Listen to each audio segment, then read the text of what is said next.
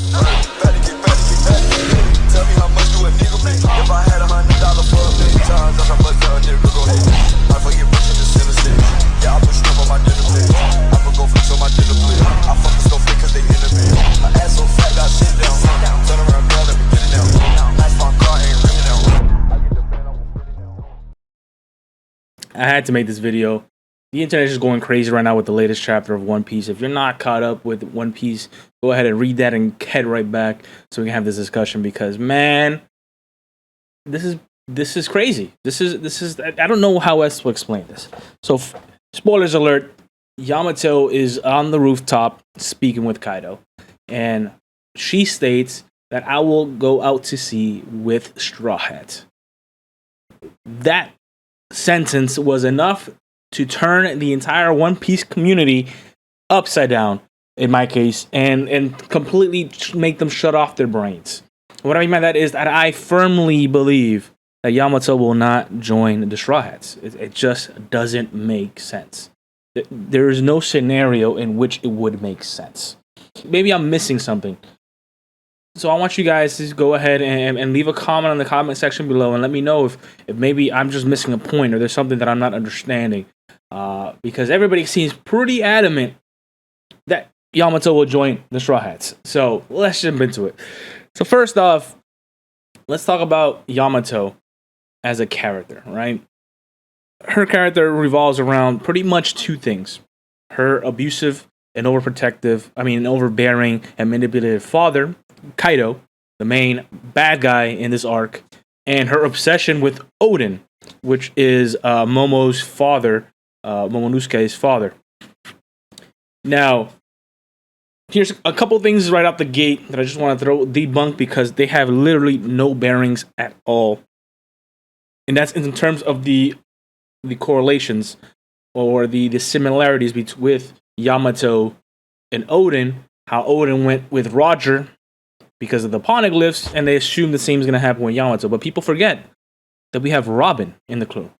Robin can read the poneglyphs. Thus, the need for our Odin, Yamato in this case, is not there.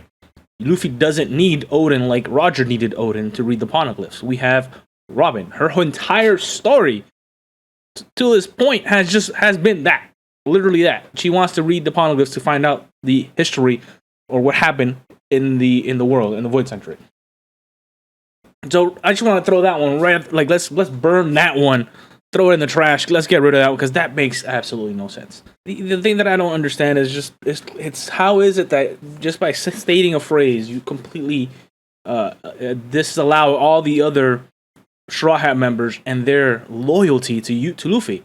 Because that's another thing that people have not taken into account when they make these statements. But Yamato's loyalty is only to Odin. Half the things she is doing, the only reason she is doing it is because of Odin. That's it. Because Odin would have done this. So most and the reason I'm touching on this is because this is hyperbolic what I'm going to say, and it's reading in between the lines. So this is not canon, and not 100. But this is the way I interpreted this. Is she states when facing Kaido on the rooftop that her and the Straw Hats will escape out to sea, but nowhere in the series have we gotten a reason why she wants to sail out to sea in the first place. I assume from her backstory and the snippets that we've gotten from her backstories and her relationship with Kaido, she just wants to escape Kaido. So with that framing, to me, that makes it seem as if Yamato is telling Kaido that her and the Straw Hats will escape from Kaido. Now, what Straw Hat crew member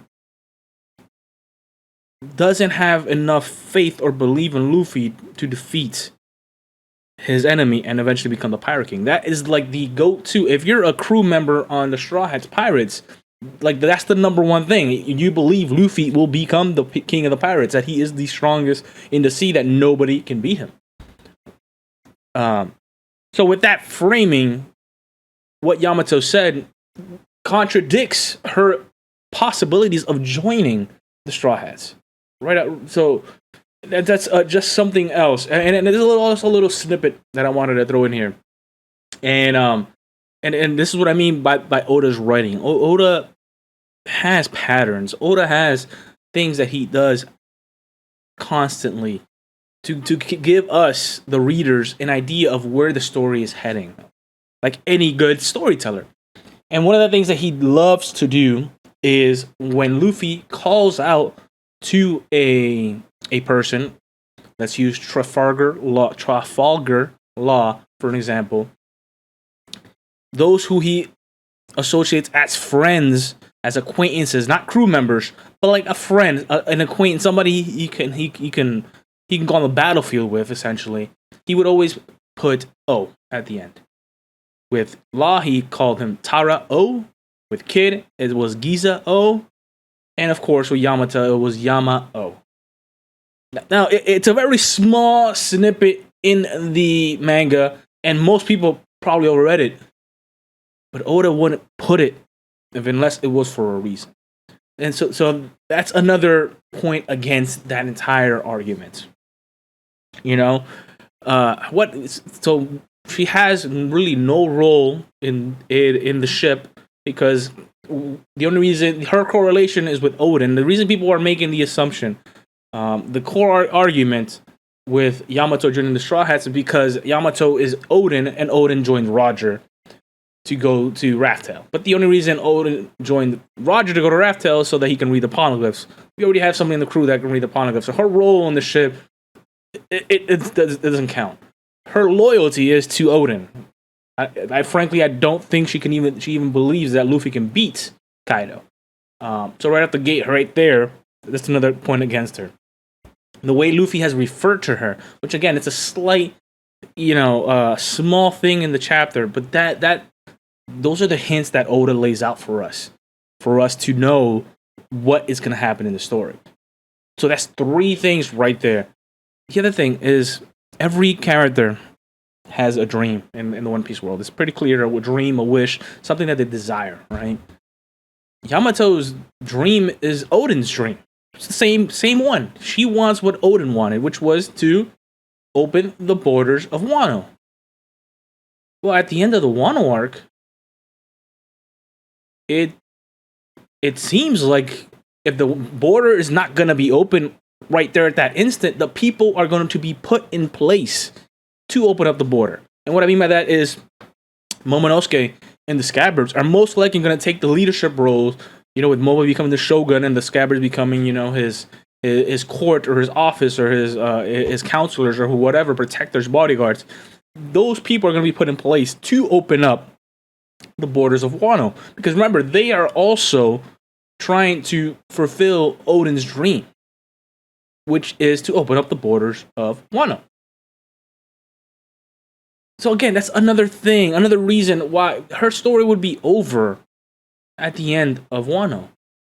Because if the borders are not already open, people would be put in place to open up the borders. Thus, she would most likely stay there and help out to open up the borders.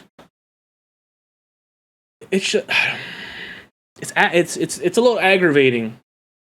It's a little aggravating. I have notes on the side here because I actually recorded this video a little earlier, just going raw, uncensored.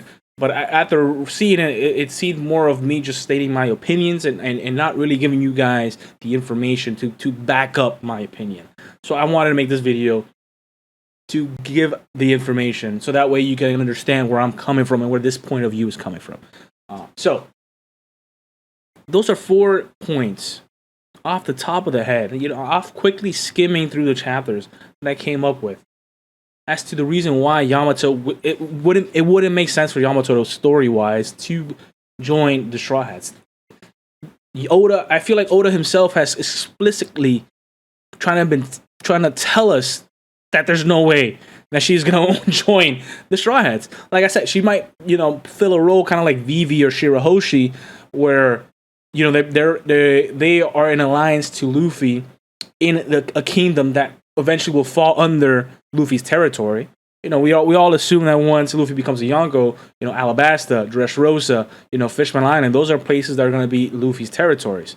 Obviously, he also has significant alliances or friends in those territories. The same can happen here with Yamato and Momonosuke and the Scabbards with Wano. I don't see why Wano couldn't be a territory of Luffy, but Yamato joining the Straw Hats, going all the way to Raftel, it makes no sense. Every single member on the Straw Hats crew, their dream is in line or supported by the fact that Luffy will one day become the Pirate King, the strongest swordsman in the world, Zoro. The only way he can become the strongest swordsman in the world is by traveling alongside the strongest pirate in the world, essentially the Pirate King.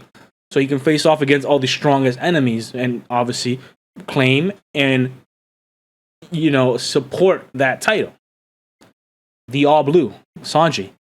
There's a theory going around, and I'm not trying to jump into that theory, not right now, but one of the theories is that at one point Luffy's going to destroy the Red Line, at least where Marijo is, where the Celestial Dragons are, and through that destruction, all four seas will combine and create the All Blue. I don't know if that theory has bearings. I personally think it does. But that would only happen once Luffy becomes, again, the Pirate King. Nami wants to make a map of the world. What better way to make a map of the world than to travel with the Pirate King, who would literally travel to the last known, like the unreachable island, the island that nobody has been able to find or get to. And the list goes on. Frankie, he wants a ship to travel to the end of the Grand Line. Again, what better way than to make the ship for the Pirate King, who's eventually going to make it to the end of the Grand Line.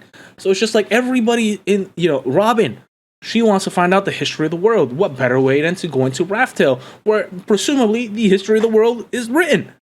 So it's every single thing in the Straw Hat crew is supportive or in alignment with Luffy becoming King of the Pirates. That's why they so strongly believe that it's going to happen, that he is going to become the Pirate King. It's not a doubt. Like, there's no other the only way is if he becomes the Pirate King. Jinbei is another great example. Jinbei would like to unite fishmen with the humans. Create that relationship. That's where the whole Sun Pirates idea came from. What better way than to go with the Pirate King to the end, destroy Marijoa and the Red Line, bring the Fishman Island up to the surface, bam, now the fishmen are among the humans. Again, in line with Luffy becoming the Pirate King. It's a little aggravating, because I see so much people who are avid readers of the manga switch like this.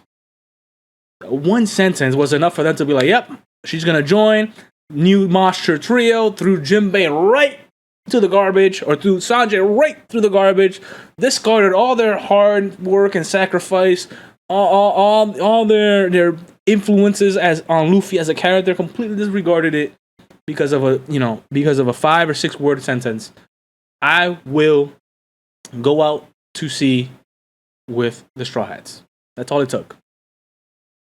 I find it kind of ridiculous. That's why I had to make this video, and I hope you guys understand now. I hope you guys can see now that it doesn't make sense for Yamato to become a member of the Straw Hats. Now she can become an official member, kind of like Vivi or Shirahoshi, or she can become maybe she wants to start her own crew and explore the seas, and she could become part of the fleet. I don't know, but a permanent member of the Straw Hats, I just can't. I don't see it happening. I don't see Oda writing a story where that's the outcome. But I'm going to leave it there. Thank you guys so much for tuning in. Make sure to like and subscribe. If you guys enjoyed this, leave a comment down below. Tell me, am I missing something? Am I wrong here? Because I don't see it. I don't see it. All right, guys. Peace.